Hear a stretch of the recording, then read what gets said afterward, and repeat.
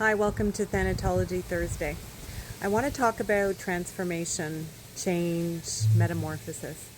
So often when clients come to me, they're coming to me because they're struggling with change. They're struggling with loss. They're struggling with pain. And what helps, we know, is literacy. It helps us to know what is happening to us when we are in this transition. I find metaphor so helpful. It helps us understand what is happening. It gives us some story, some way to see and experience things outside of us.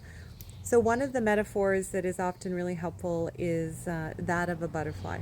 When we think about the pain that a butterfly has to endure when it's going through the chrysalis and it's transforming from the insect into something beautiful, rarely are we thinking about the outcome when we're in pain, right? We know is that we are in pain, and the pain becomes everything.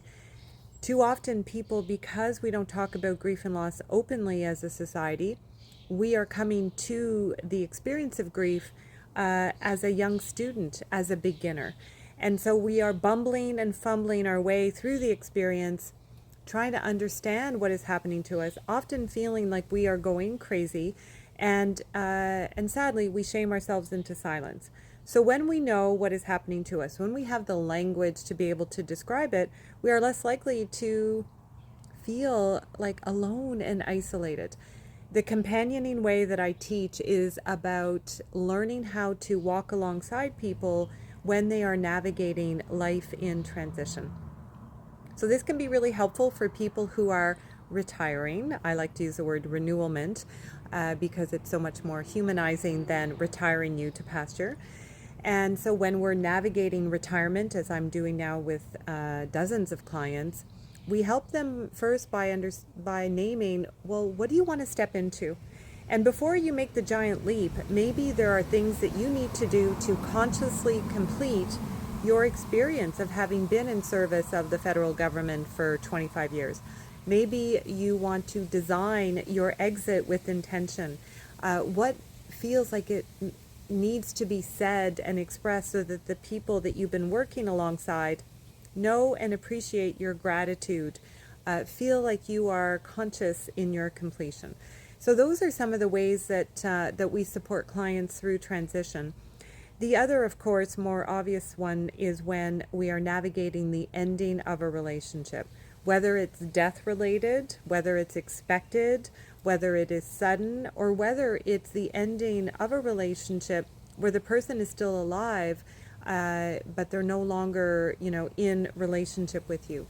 So when we can wrap a metaphor around that, when we can name the intention, how we want to be with this transformation, when we have a therapeutic container to help someone process, not judge, receive, and then articulate what we've just said, the healing occurs.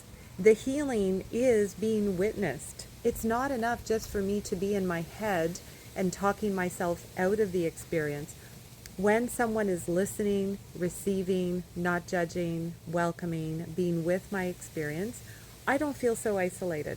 So I want to offer this little poem by an amazing poet. Her name is Carolyn Miskanact. She came into my life several years ago when a dear friend gifted me her book of poetry. It's called Shaping Pearls.